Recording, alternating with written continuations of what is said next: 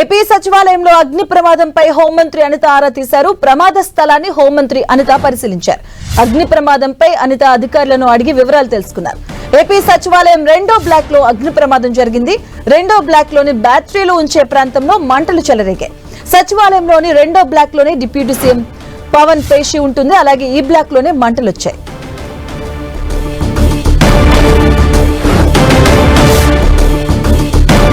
AP సచివాలయం 2వ black లో అగ్ని ప్రమాదం జరిగింది. ఈ అగ్ని ప్రమాదానికి సంబంధించి హోంమంత్రి అనిత పరిశీలించారు. 2వ బ్లాక్ లోని బ్యాటరీలు ఉంచే ప్రాంతంలో ఒక్కసారిగా ఈ మంటలు చెలరేగాయి.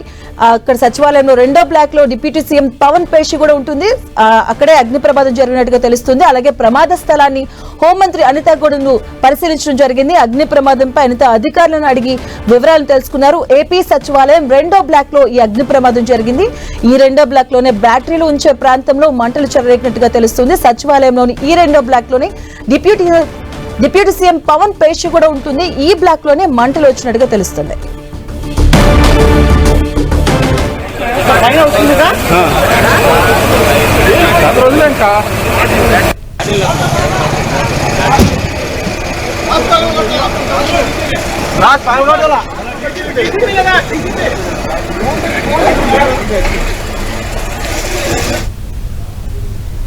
ఇదే అంశానికి సంబంధించిన మరింత సమాచారం మా ప్రతినిధి విజయ్ చంద్ర అందిస్తారు.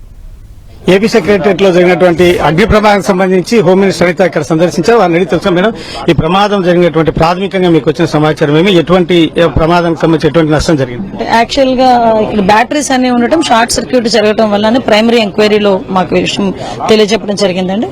ఇమీడియట్ గా అది మంటలు ఆర్పడం జరిగింది. మంటలు మనకి కనిపించిన దగ్గర నుంచి ఆర్పే సిచ్యువేషన్ లో కూడా 10 to 15 minutes లో రెస్క్యూ చేయడం జరిగింది.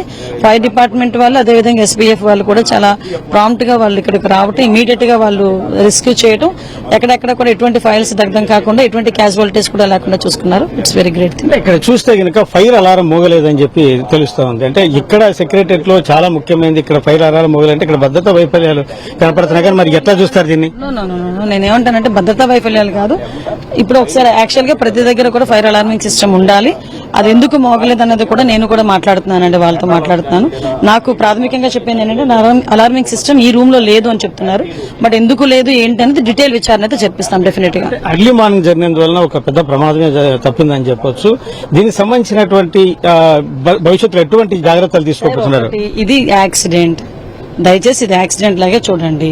ఒకవేళ ఇన్ కేసు ఇందులో ఏం ఇంటెన్షన్ ఉంది అనుకుంటే ఫోరెన్సిక్ డిపార్ట్మెంట్ వాళ్ళు కూడా వస్తారు, వాళ్ళు కూడా చూస్తారు. అటువంటి పరిస్థితి ఏదైనా ఉండే కూడా మేము చర్యలు తీసుకుంటాం.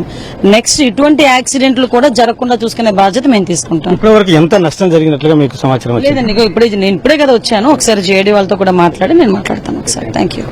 ఇది మొత్తానికి చూస్తే కనుక ఇక్కడ ఇప్పుడున్నటువంటి ఈ ప్రమాదం జరిగినటువంటి చోట ఫైల్ అలారం లేదు అని చెప్తున్నారు. త్వరలో ఫోరెన్సిక్ సంబంధించినటువంటి అధికారులు కూడా రావడం జరుగుతుంది. ఈ ప్రమాద కారణాలన్నింటినీ కూడాను పరిశీలిస్తామని చెప్తా ఉన్నారు. మొత్తానికైతే ఈ అర్లీ మార్నింగ్ జరిగినందువలన సందర్శకులకైతేనేమి, ఉద్యోగులకైతేనే ఎటువంటి ప్రమాదం జరగలేదని చెప్పొచ్చు. లేకుంటే కనుక ఇక్కడ దాదాపు 300కు పైగా ఈ బ్యాటరీలు ఉన్నాయి. 300కు పైగా బ్యాటరీలు దగ్ధం కావడం జరిగింది. అవన్నీ కూడాను వర్కింగ్ లో ఉన్నటువంటి బ్యాటరీలు. దాంట్లో ఉన్నటువంటి యాసిడ్ అయితేనేమి, ఈ విద్యుత్ షార్ట్ సర్క్యూట్ వల్ల అయితేనే పెద్ద ప్రమాదం అయితే కనుక జరిగేది. మొత్తానికి పోలీస్ యంత్రాంగం అప్రమత్తం కావడము, తర్వాత ఫైర్ డిపార్ట్మెంట్ కు ఈ సమాచారం వెంటనే తెలియజేయడంతో ఒక పెద్ద ప్రమాదం అయితే తప్పిందని చెప్పొచ్చు. కెమెరామెన్ అస్గర్తో విజయ్ చంద్రన్, ఏపీ సెక్రటరియట్ నుంచి.